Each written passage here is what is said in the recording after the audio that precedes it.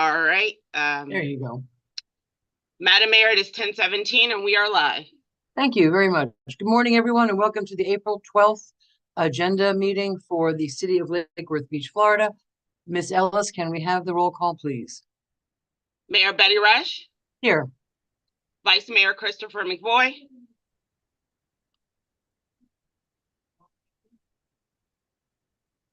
Vice Mayor? I see him there.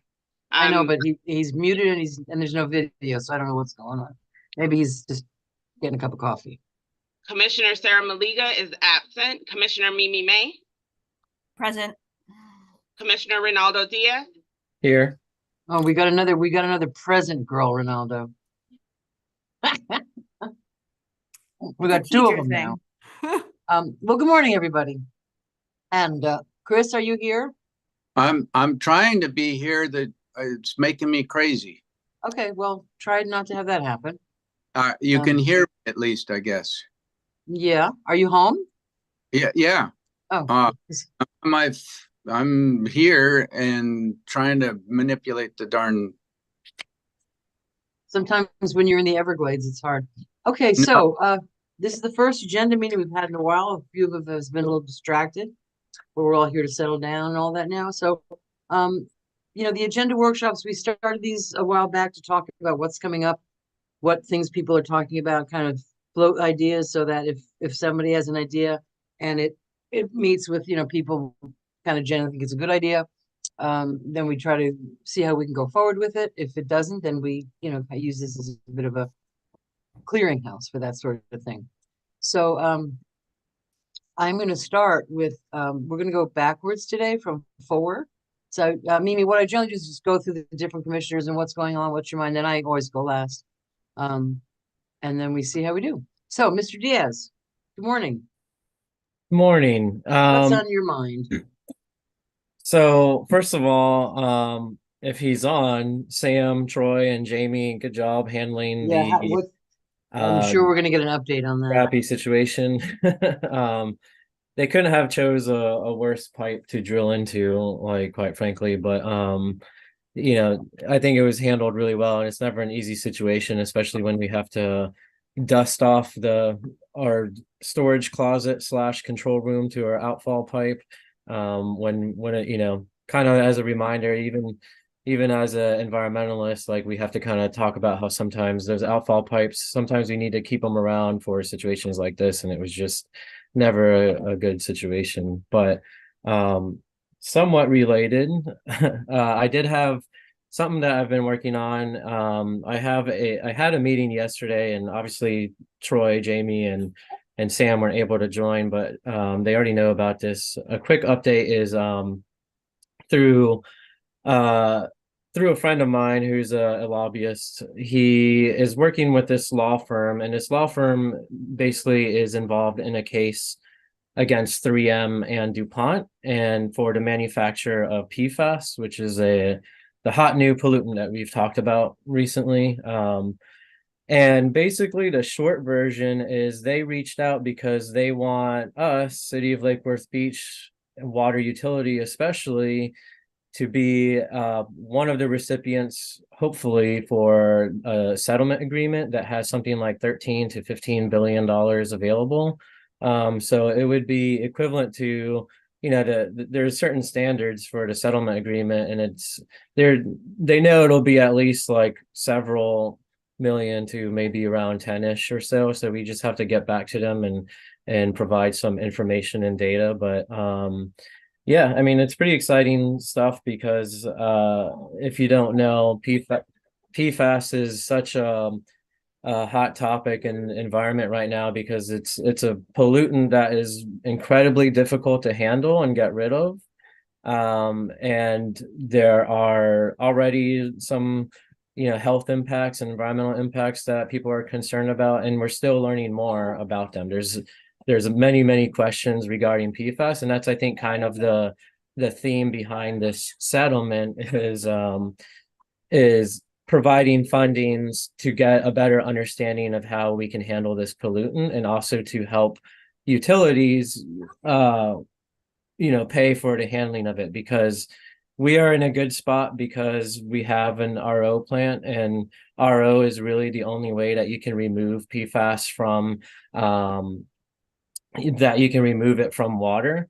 And then there's of course a question of, well, how do you destroy the filter media? But so we're kind of better situated, and talking with Sam where we're at in terms of PFAS contamination, it can be it could be a lot worse, and he thinks he can get us to the current standard, which is 4 parts per trillion, doing not a crazy amount of work, but which is really good. But this settlement, some things about the money, it's general fund money. There's no strings attached. We basically only have to prove that we've been affected by PFAS by testing at our source wells. And there's like a certain date, I think it's like June 2023, where if we tested at our source wells before then, which we may have already, because I'm pretty sure that's part of one of our standards, it gives us what's called phase 1 of the funding, which would be immediate funding. And that money can be used for anything, including, dare I say, a monitoring well that we've been trying to find money for. It could be used for, and there's also potentially an opportunity, and we need to get this information to the law firm, if we agree to have them represent us for this. There might even be a potential to get money to go retroactive and pay for the RO plant we already constructed. So it's all pretty exciting stuff. And expect to hear an update about it soon. I'm hoping that we can have another meeting with Jamie and Sam and Troy, hopefully next week, with the law firm to get the process going, because the deadlines are going to be in about 60 and 90 days. And so is it we're just receiving money because we have them in our, if you could just like expand on the lawsuit. Yeah. So the core of the case is that they have it's basically a bunch of utilities suing, and I believe Riviera Beach is also represented by this firm. They're suing 3M and DuPont as the manufacturer of a chemical that was the firefighting foam that is used at like airports and things like that. And they use PFAS because PFAS is a chemical that can really tolerate extreme high heat. So it was, that's why it's used at like airports and things like that. So that's kind of like, and the theme is basically, this stuff is all throughout our water. Why should water utilities have to pay to clean this stuff out? Because we didn't create the problem. And so the case went after 3M and DuPont as the manufacturers of this chemical to get them to pay. And that's why that money is available to utilities such as ours. But we don't have to use the money to clean them out. It's just like a reward. Yeah, it's basically damages because and the idea is the utilities get the money to invest in better treatment and other things, but there's still no strings attached. It's all general funds, and plus we're already kind of on the path to addressing the situation. Our RO system is already bringing us down. I think it's something like 12 parts per trillion, and we need to bring us down to 4. And we can get really nerdy, but I'm sure Sam can explain it at one point. by adjusting our sources, we can probably meet that standard as we stand. So. And you've met with our team, our staff, to find out if they're interested. I've talked with Jamie and Troy for sure about it. I've mentioned it to Sam, and now the follow up is to return with some information to see if we, meet the standards of the settlement. Okay, I see Glenn's hand is up. I was going to say, Commissioner Diaz and I spoke about this as well a day or so ago, and he's going to send me the info on the law firm, and obviously we'll have a conversation, and then we'll bring it to a commission meeting if you all would like to get involved. And might as well bring it and see. I mean, get more. If it's half as good as we hope, it's free money. So we'll definitely have that conversation, and then work with Commissioner Diaz and bring it to an upcoming meeting. And this is federal. I've not seen it. I think it is. Yeah. Federal. Okay. Well, then what? Yeah. If I could add in, I apologize. I can't figure out, I don't seem to have any button to turn the video on, so You have the little, are you on a laptop, Chris? no, Sometimes I'm there's, on my phone, and usually there's something I can click. I've been through it 8 times and can't find anything. It there's just your tells baby. my video is stopped, but and doesn't give me an option to do anything about it. Anyhow, on the PFAS, interesting. I just read 2 articles, one this morning, one yesterday.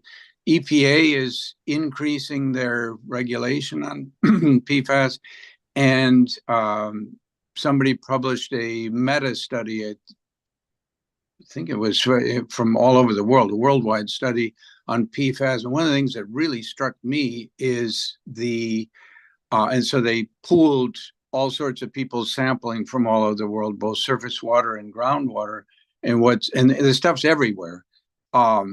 And one of the things that really struck me out of it was how much they're finding it in groundwater. Usually ground filtration filters an awful lot of stuff out, either the biologically active surface layer, the organic material at the surface of the soil, or just the distance that stuff goes down through particles and things. And apparently doesn't work for PFAS. So I'm guessing the stuff is not absorbed. It certainly doesn't break down very well. So I thank you to Commissioner Diaz for following on this. And I hope that if it looks solid, let's sign on. Yeah, that's such a great point. Is there's so many. It's something that we should really be proud of. Like not just the RO plant, but all of our water is basically, it's mostly subsurface and deeper. And so we're the PFAS problem. Like you're correct. It's absolutely everywhere. It's affecting water everywhere, even on like the highest mountain streams where there's no people around.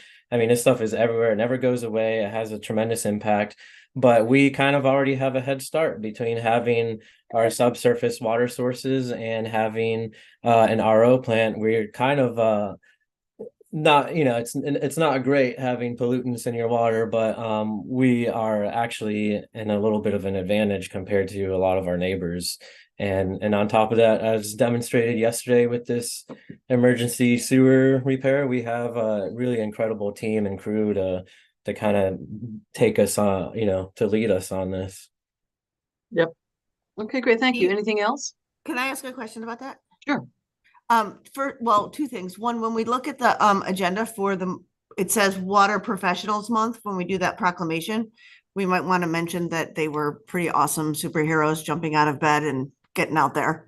So possibly that could be on there. But the other thing, as somebody who's kind of new to this, if you guys could try to, when you're using abbreviations, not use them, or use them, explain what they are, and then go back. I mean, I know RO is reverse osmosis, but just be maybe cognizant of the fact that all of the letters I know have to do with education. So just be bear with me here. I want to make sure that I'm understanding. Let me ask the settlement, how far along are they in proving the case, Ronaldo?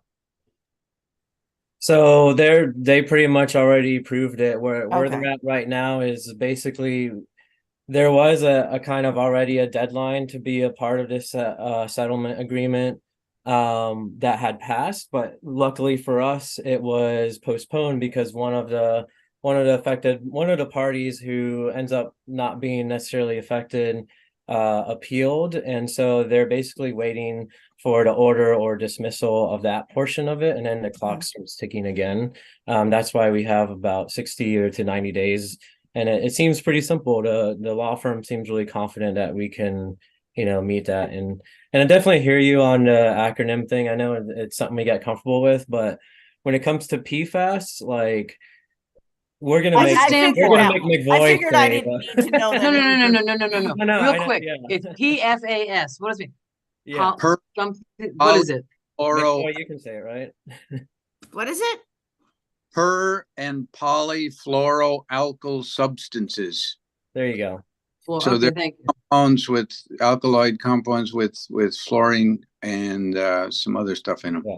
Thank And you. it's everywhere. Like the firefighter foam was a big one because they tend to be because of how they sprayed it and how it got into the watershed. But it's also like in a lot of our clothes. Like very recently, I finally replaced my rain jacket with a PFAS free rain jacket. Because if you ever have anything with like Gore-Tex or a lot of those waterproof materials, it's all PFAS.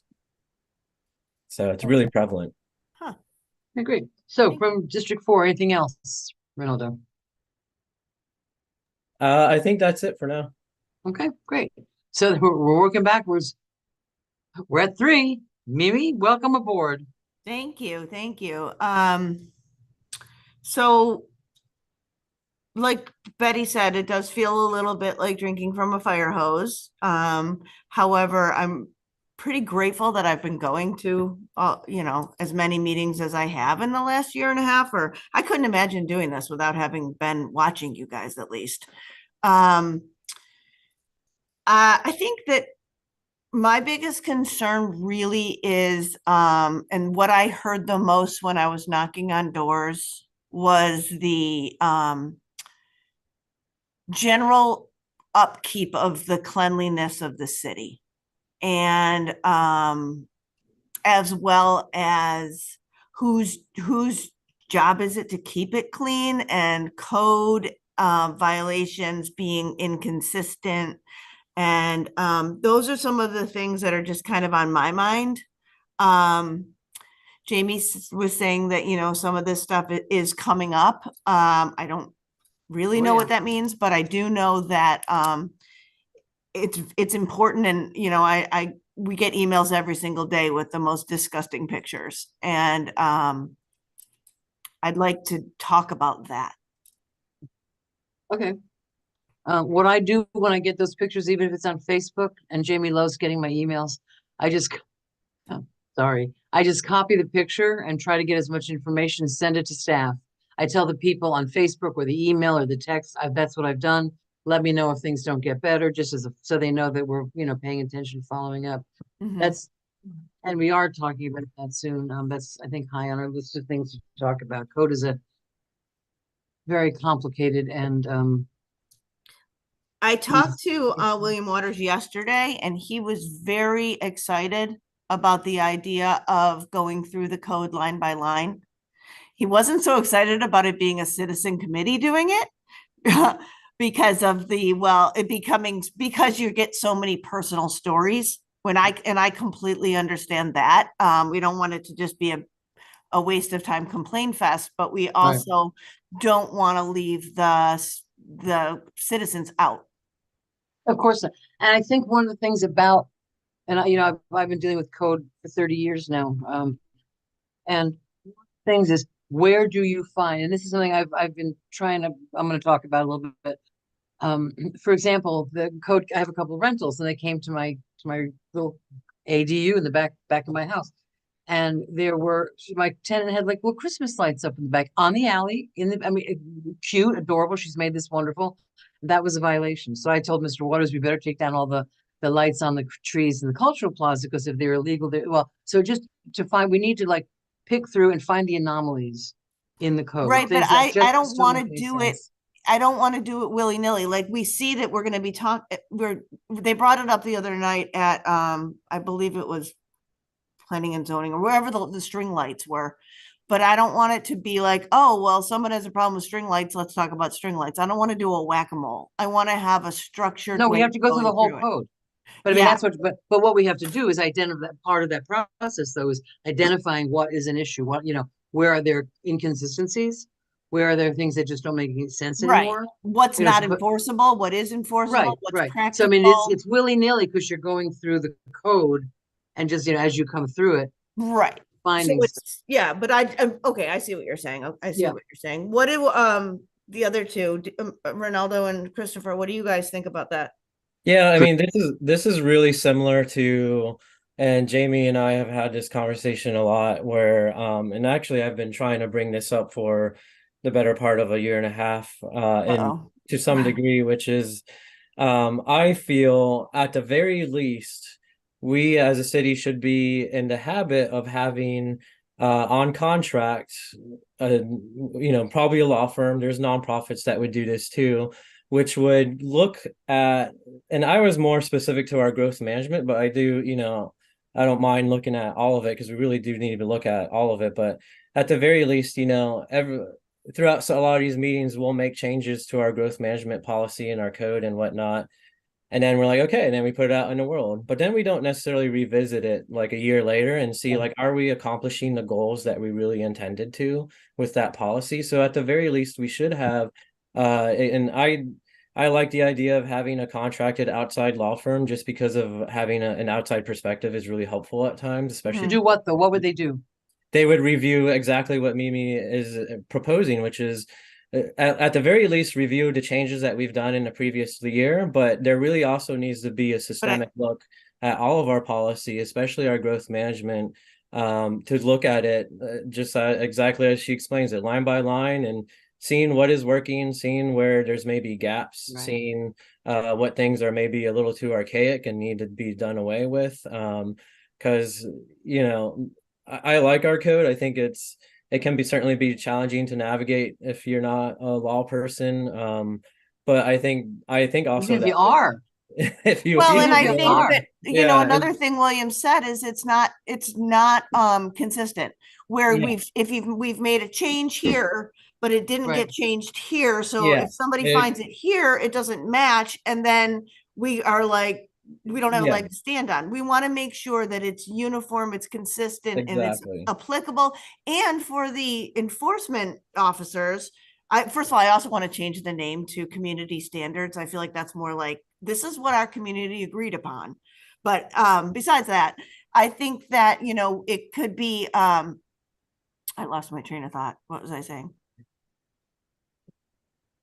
Oh, I think you're right on it. I mean, because I've been trying to get somebody to at least review the changes we've made, because the best analogy that I've heard in terms of, at least when it comes to land use law, is when it comes to your growth management and your code, you want like a really high thread count sheet, right? And what we end up getting with, because we're making changes throughout the year on different meetings, and we're not necessarily looking at, or sometimes we miss the impact to other areas of our law and code, is we end up with basically like a patchwork quilt. yeah, And then I we agree. And I gotta- think oh, I know what I was gonna say. That's what's yeah. frustrating for the residents, but also, and developers and everybody, but it's also really frustrating for the code compliance officers, where somebody will say, well, can you please cite this code? And it's one thing one way and somewhere else, and they're not really sure either. And I just think that makes it very difficult, and then they don't want to work here because they're getting yelled at because I just think that we have to go through and we have to make it really clear and really understandable. So that's what I was thinking about today. I'm gonna mute, let you guys talk. I was just gonna say, I see your, one idea that I had, I've mentioned it, I think it would be a good idea, because land use, we all talk about land use in the code, and we talk about, all the different levels, the comp plan. I think it would be very helpful for William to give us like just an hour lecture on this is that. That's how they interplay. Because it is, I've been in this world for quite a while, and there's things I'm still confused about. So I want to ask, talk to Jamie, who's listening, about maybe just having, it can be a workshop, if we have to call it a workshop, just, here's the basic lay of the land, because, Mimi's trying to get used to things that she's not heard before. And I think it would be helpful. And then also the residents would hear it and get a little more educated about how these things interplay with each other and how they change and how they can win. So that's the thought that I had, is just to give us a basic lesson plan in land use. Or we can have Wes Blackman. Chris? Thank you. And I don't know what I did, but I found something that let me turn the video on. So that's an improvement. And the hand raise. Hopefully I can do it again. On the review of the code, I 100% agree that we should review it, both the growth part of it and the just general things that apply to the residents throughout the city. We need to look at it. I hear Mimi's concern about not wanting to just have a complaint fest, but what I would do is entertain the idea of crowdsourcing the concerns about the code so Right. that we establish maybe somewhere on the website where somebody can, it occurs to them or they run into something.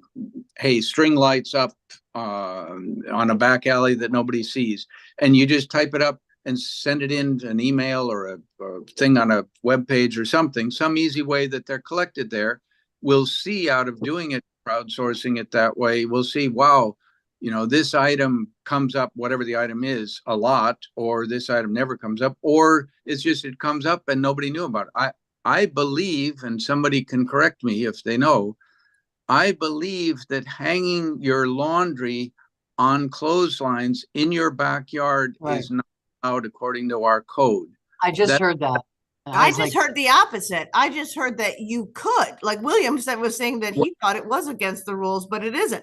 So there's Well- the thing right there. We don't even know. Yeah, I don't know. I forget where I had heard it. I knew that at the state level, apparently it is allowed, but there, you know, things like that, crowdsource them, throw them in there, and then we filter it through. And when the outside law firm goes through it, you know, if they get anything useful out of that, great. And the things that are not relevant, you don't worry about them. And And I- maybe they could come up with, they could come up with some sort of a survey that they would actually be looking for the, or what's know your what I big, mean? what's your problem with code, that sort of thing. Yeah. I think that we need to go into the budget process before we talk about hiring an outside law firm. That's a monumental job and it would be very expensive. I think we should take a look at, you know, if we don't do that, how else would we do it? Because an outside law firm doesn't know what our, well, I mean, unless we do this survey, you know, the nature, the concerns of our folks, but that's something, but I think when we talk about outside law firm reviewing a whole entire code, that's pretty spectacular law firm fees. Mr. Brown, I see your hand is up. Morning, everyone. Madam Mayor, you actually just took the words right out of my mouth. I was going to say You're that training me well, Jamie. during the budget process is when we need to have this conversation, because if it's something, whether it's an outside law firm or however we want to go about doing this, or if it's a consultant, whatever it is, that would need to be obviously budgeted for.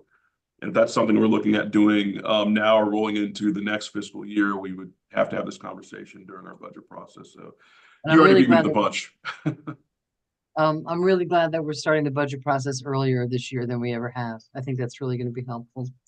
Okay, Mimi, that it? I think so. Ronaldo Okay. has his name, hand up, but I'm Oh, done. Ronaldo, I'm sorry. Yeah, I was just gonna say, when I say outside counsel, I agree it can be really expensive, but I think we could probably get like numbers together to talk about it during budget. But when I say outside counsel, I'm almost specifically thinking of public interest or nonprofit, because totally agree. Especially, I mean, Betty, you know how much land use attorneys charge when they're Yeah. private. So, yeah, almost exclusively nonprofit or public Let's interest. get Lewis Longman and Walker to do it. There you go. 900 an hour. Okay. I'll do it much cheaper than that. And I mean, we do have a certain, I mean, there is a certain level of expertise within our own staff, with us, you know, people haven't worked with it. And I don't think there's going to be really big surprises about what the biggest problems that people have are.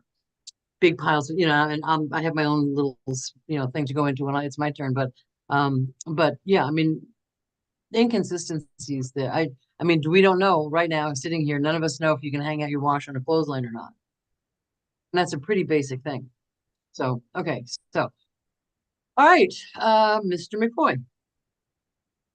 All right, I'll reiterate the concern of, and I don't know what the right label for it is, but quality of life, appearance of the city, how residents deal with their surroundings and how that affects other residents. I do think that is a pretty big issue, at least in certain parts of the city. And I know that it's something that we as a commission and individually and with staff have talked about, whether you call it a beautification campaign or a city improvement, make us better. We've talked about it for quite a while now.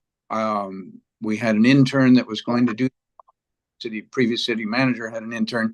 As far as I can see, nothing happened. I certainly don't see results that we can share with residents to convince them that we're doing something.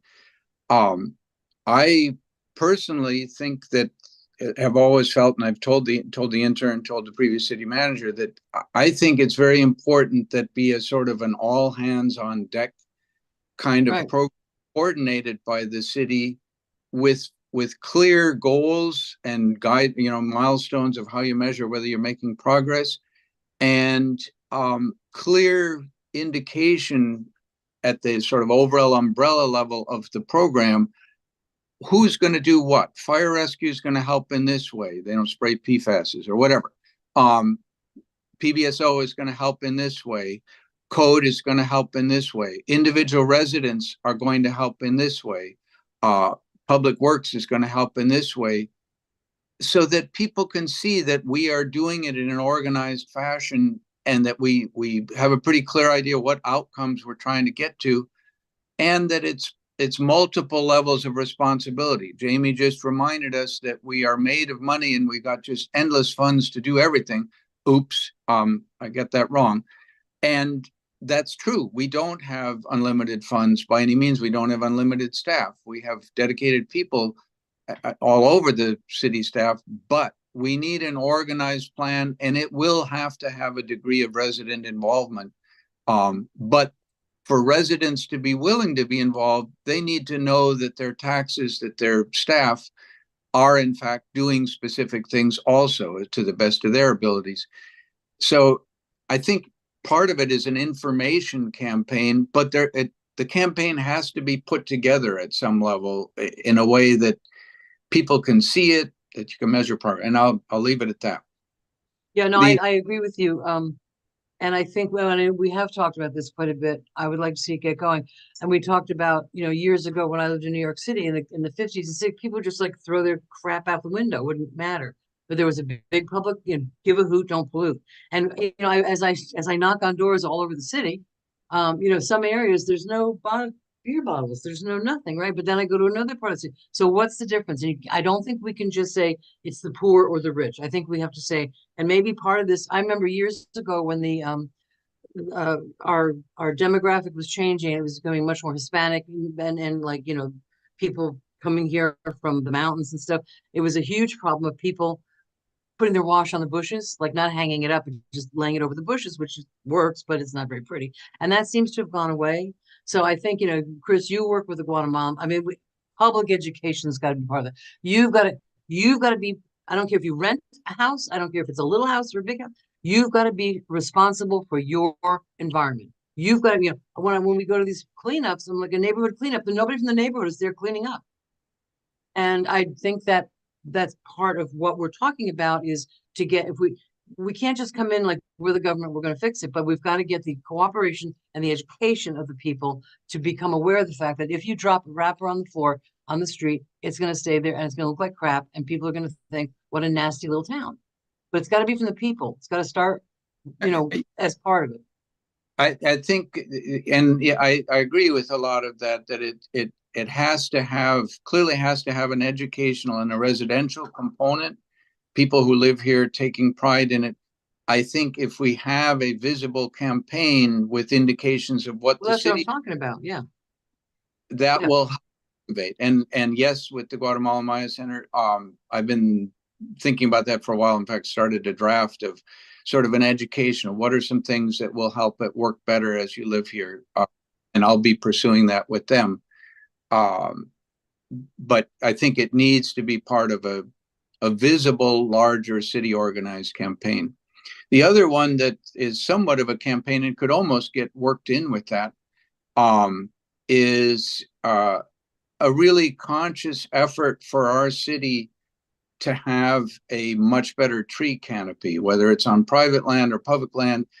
Either way, that we be a truly tree city. And the thing that, I may have mentioned this before, but every time I go to the Biltmore Hotel in Coral Gables, or go to Coral Gables at all, and anybody who's been down there is struck. People like to run there. People like to do all sorts of things because it has a huge tree canopy. It's mostly live oaks. It's got a lot of resurrection fern and air plants on them. It's very attractive. People love it.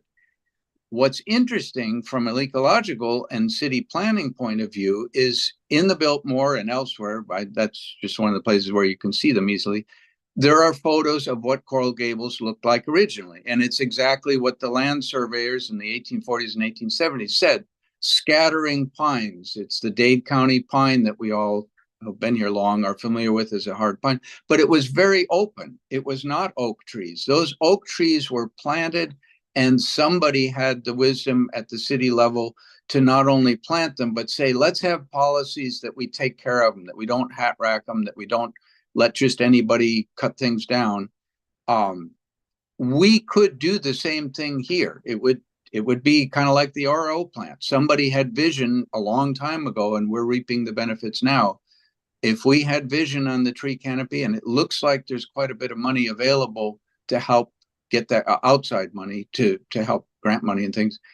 I think if we put together again a organized campaign, and I can at some other meeting suggest some of the pieces, I think we could make our city much more appealing, and obviously heat island benefits and so on.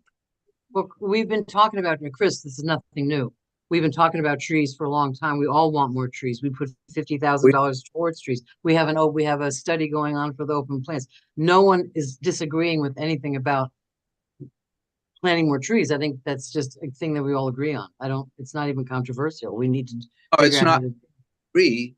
There's nobody that I'm aware of who's against trees, but the reality is that we have not moved on it. We don't we have that study going. Don't we have that open space study going on, which includes that, Jamie? Let's let Jamie talk. Jamie's got his hand up. Commissioner Diaz does as well, Madam Mayor. Yeah, I see. Great. Yeah, so we do have that study going on, but what I was going to mention was for, I guess, the second special meeting, which is scheduled for May 9th. On that agenda, we actually are going to have the tree board discussion. They're actually going to be there. That's actually would have been the original night of the tree board meeting. So that will kind of take place for that meeting, but they had provided the scope of work. If you guys recall, months ago, we had that community greening company come and speak at one of the commission meetings. And then we kind of decided we probably want to put this out and open this up because there are multiple agencies or organizations that do this kind of thing. So we have the tree board kind of put together a scope for what that should look like. And they're going to actually come and present that. So that'll be part of the backup and everything. So I think that at that point in time, we can have this overall conversation on basically making sure we're all on board with the scope of what we're asking these companies to do, but then how we want to move forward. Because we do have that 50,000 kind of allocated right now for planning. Yeah, and I'd like to see that 50,000 get spent. I don't want to wait to the end of a study to do that. I think for $50,000 isn't going to go that far. Yes. Let's just put it somewhere that it's going to make an impact.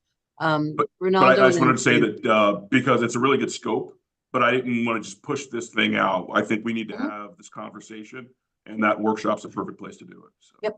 Yep. Ronaldo, then Mimi. This is something that we've definitely talked about in the past, but I think what Vice Mayor McVoy was getting at is something that partially what I was thinking at when I've brought up previously, bringing in people to help us with our growth code, especially is how do we work in, because we see the complaints, we got the emails, and we see the posts about, especially if it's a by right development, which unfortunately there's really not a whole lot we can do. Often what happens is those old mango trees get taken out. But that's part of something that really should be looked at in our growth management code is how can we, for lack of a better word, incentivize private property owners to protect the canopy or do better with the canopy. And there are ways of doing that in terms of comp plans and LDRs that other communities have done, like in the Keys, they have their like points allocation system. There's all kinds of different methods of potentially doing that and working it more of us getting money to spend on these programs and more about how do we encourage property owners to do the same thing. And on a similar note, another thing that I have brought up with Jamie and Troy recently is, a few weeks ago, we've had that flooding incident on South 18th Street. Is pretty terrible situation. Unfortunately, it doesn't seem like it's going to get much better for us in the coming years. But one thing that really does need to happen is the fortification of our lagoon shoreline. And I'm not saying necessarily seawalls, because in some places like the golf course, we can protect it with like living shorelines and whatnot. Bryant Park, at one point we might have to look at that seawall, and very similarly, the people who own property along the lagoon are going to have to address that situation themselves. And, it doesn't do, when it comes to things like sea level rise, it doesn't do any of us a favor if the seawall, looks like this, right? The water's going to find a path, as we know, on South 18th. And so part of our preliminary conversation was, what can we do? And I had this conversation with Erin Sito when she was here, is, what could we do growth management wise, policy wise, to encourage people to fortify or to do what needs to be done, whether it's living shoreline or if they already have a seawall, work on their seawall.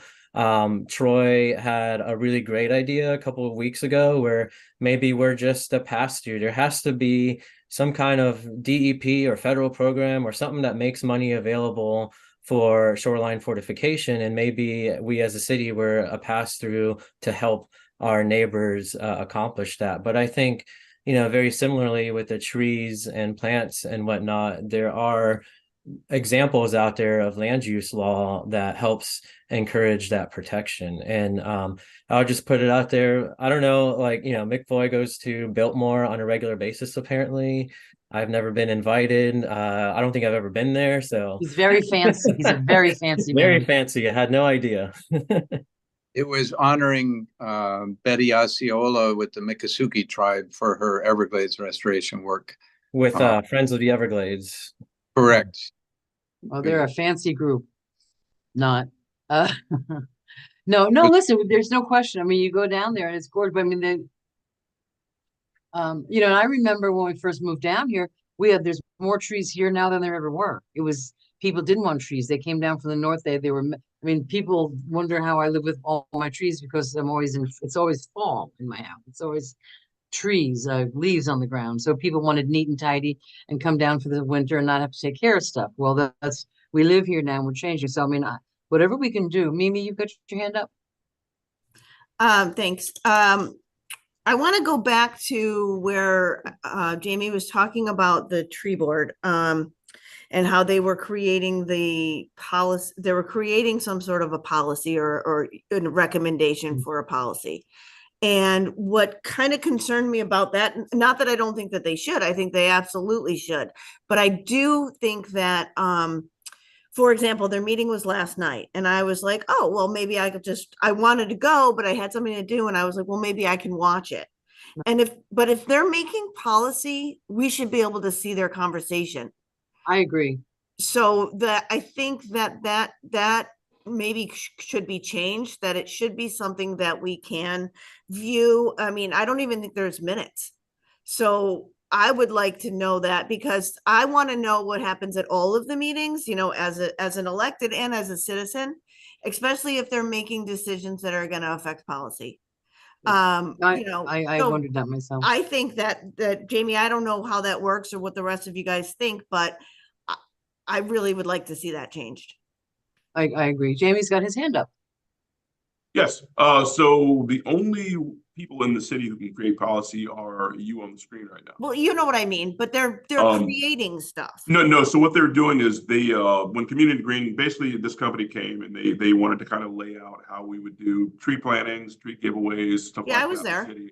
So there was some pushback as far as that particular company. There are other companies that might offer a little bit more. So we thought the best thing to do is basically put this out and do a competitive bid so we could actually get someone on the contract for our typical 3-year with the ability to do additional 2 1-year renewals. So basically like a 5-year contract is what we could have with one particular company. So as we budget each year for whether we a plot of money, whether that's all tree planting or it's a mixture of tree planting / tree giveaway, we're using the same company. Oh, So I don't have a problem with that. I have a problem with the consistent. fact that I can't see the meetings. Yeah, but what we were doing is we wanted the tree board to basically put together a scope that would go into the solicitation we're going to put out. Right. And that's what we're going to discuss with all of you at the workshop on the 9th, the special meeting on May 9th. But I want to see the process of them coming together with the scope.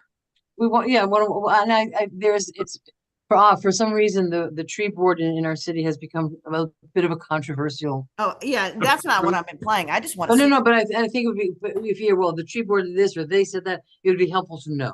right. Yeah, What's so any actually- recommendations, anything they come up with still has to come to all of you. Or Right, any but the decisions or process. any kind of discussion that would come from that. So currently, all of our boards, the only ones that are actually live streamed or on YouTube are quasi judicial.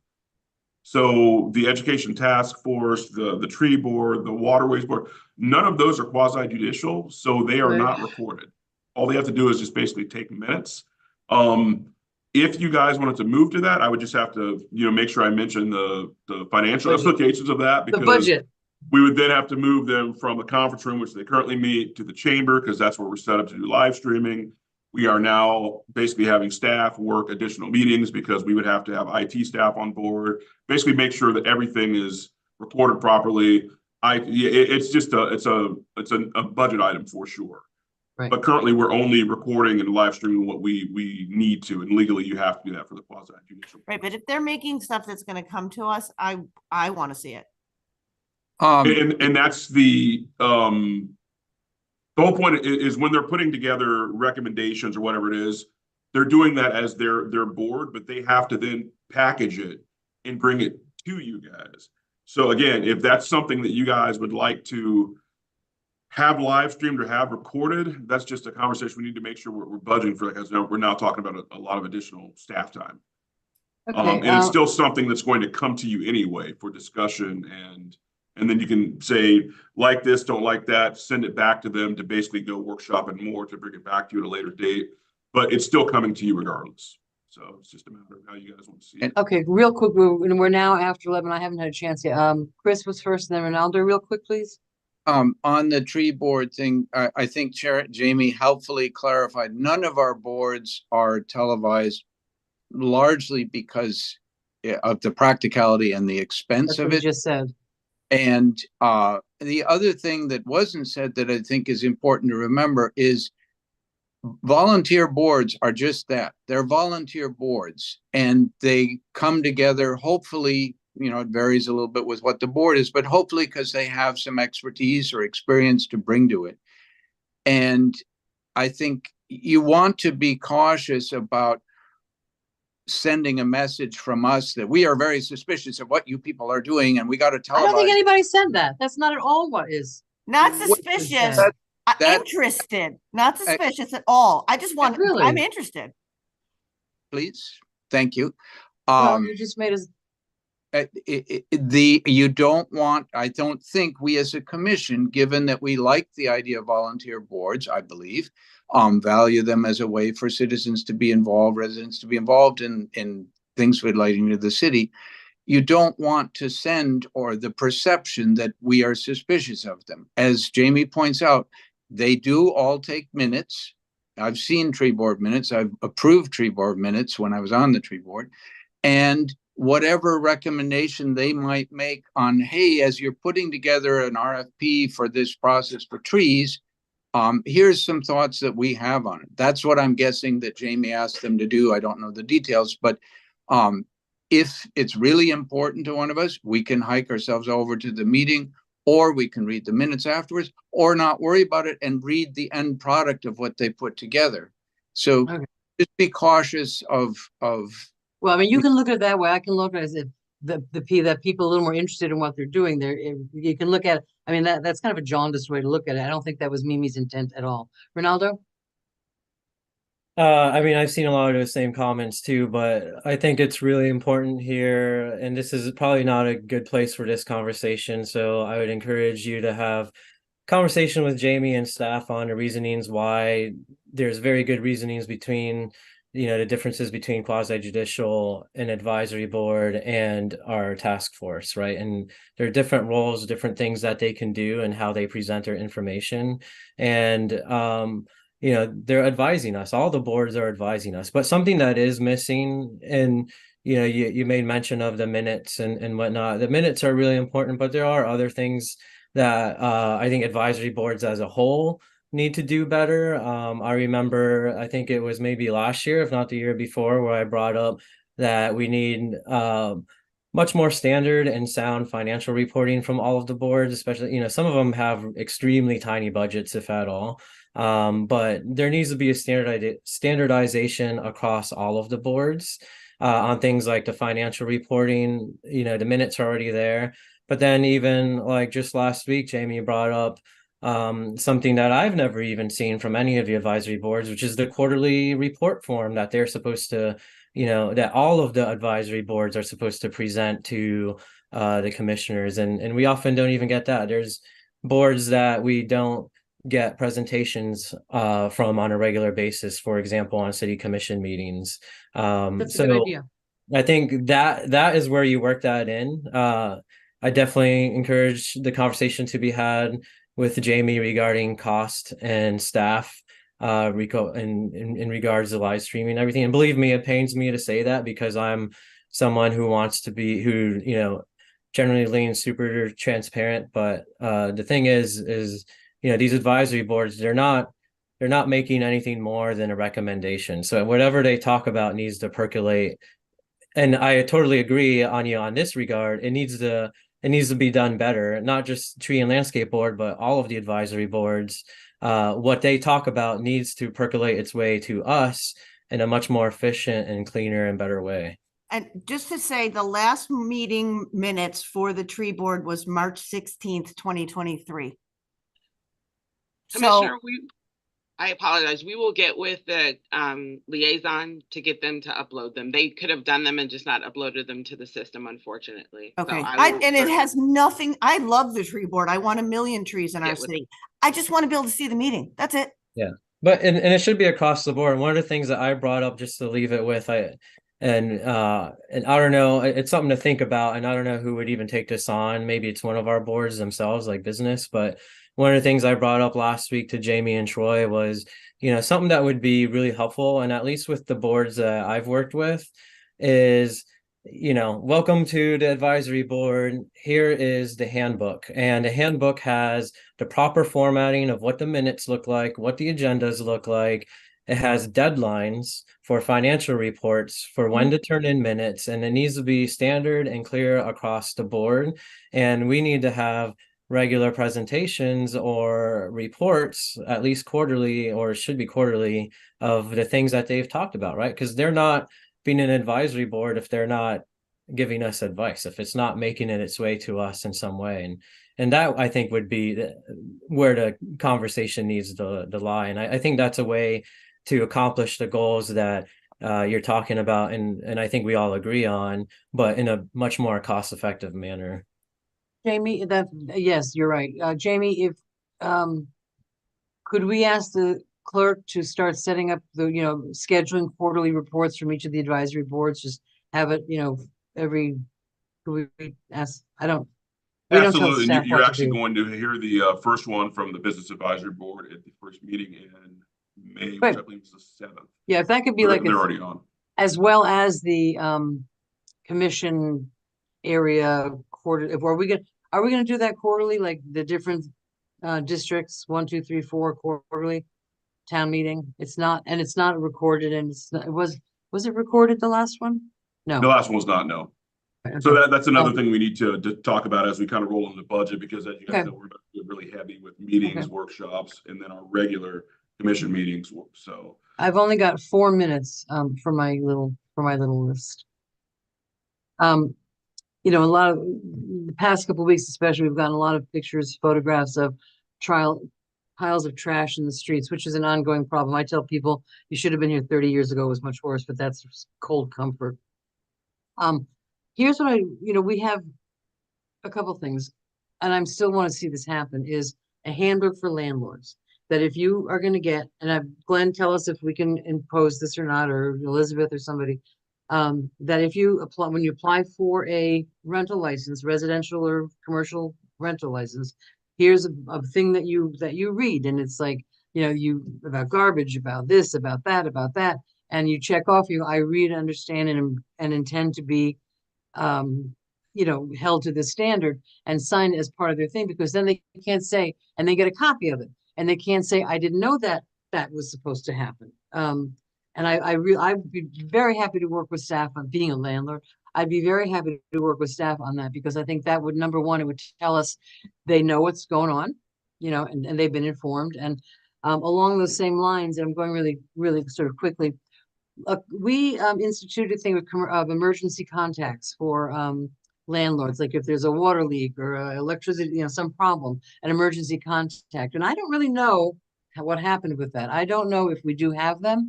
And if we have them, I think that information should be shared with, it shouldn't just sit in a file, because if on the weekend something happens, nobody's going to get it. So I'm thinking about, let's get a list of, here's the address, here's the contact person, here's the address, so that electricity, so the electric company has it, the water department has it, code has it, everybody's got it. Because what I would suggest, if a pile appears in front of a rental property, call that guy, make that, start out with, you got a pile of trash, you've got, 6 hours to get rid of it. And then it's one more step for staff to do that. But I think it would also maybe increase the landlord's awareness. If we spray it and tag it, he gets a bill, it doesn't really touch him at all, except financially. But if we reach out to that management person, so I think that number one, the management people should have we should all have the information. That should be public record, a public list of who are the reps. Because then if there's a ongoing problem, we know where to call. So I'd like to talk about that. I am really happy that Jamie's working on the Municipal Institute to bring it back. It's a very important thing. I'm so happy that that's happening. And thank you, Mr. Perry, for working on that. Interior inspections, I don't understand I understand that it's more work for the code enforcement, but if you've got people that are being exploited by landlords, it's the plumbing, it's the electric, it's the, the bugs, the whatever. So, smoke detectors, I was told at some point that we have no legal way of getting into into a rental, but I just think that it's intrinsic in, if you're applying for a rental license, that's part of the deal. Is that, and Glenn, correct me if I'm wrong, and maybe not right now because it's now 11:14.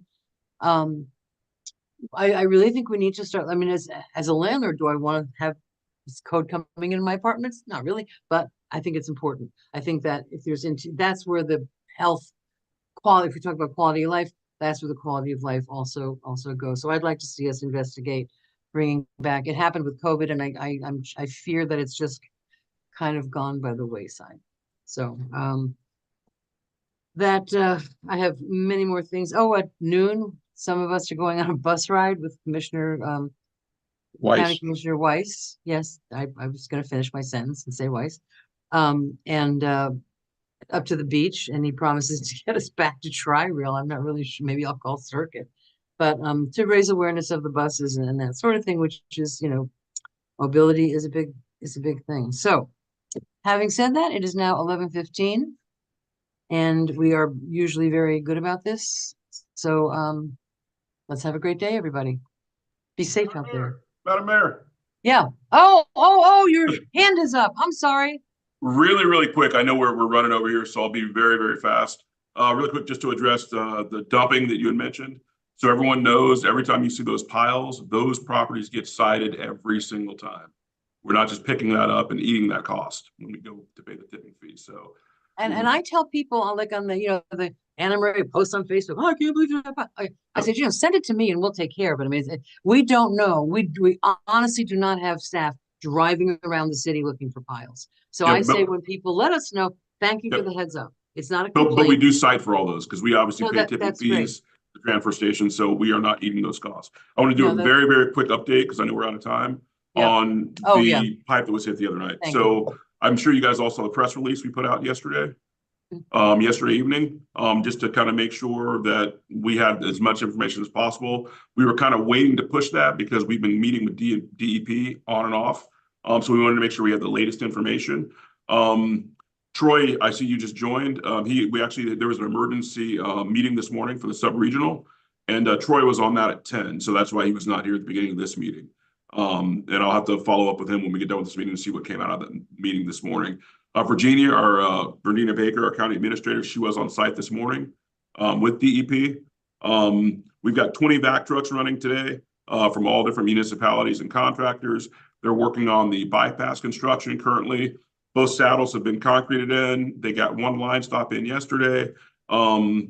I know this is a lot of technical information, but I'm saying this because I want to make sure people understand that since this happened Tuesday evening, this has been a 24-hour-a-day operation running You guys around the have done a clock. great job. So I just want to make sure people understand that we are out there diligently working and making this thing go. We have not utilized that ocean outfall and hope we don't have to. But as of right now, it has not been utilized. We, put the cofferdams in, trying to contain everything. The water did come up with the morning surge about a foot. So they were installing bleeders this morning to kind of alleviate that issue. So it's a constant movement out there, but just letting everyone know we are working diligently. It's been a really great effort between all of the municipalities involved in the county and all the regulatory agencies. So we will push more information as we get more, but just wanted to make sure everyone's aware that we're on top of it. And good Lord, staff has been phenomenal since I got that call from Sam at like 12:04 on Tuesday night, and everyone was on site just ready to go. And it's just been around the clock.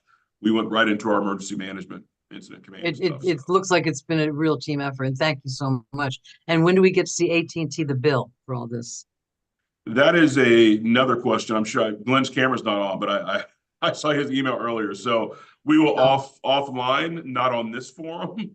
Yeah. We'll have that discussion with all of you. But just to let everyone know, we have responded very quickly. It was not something we created, but we are fixing with all of the community partners. So sorry that took a little longer, and I know we went over, but I thought it was important that we kind of. You're forgiven. Thank you.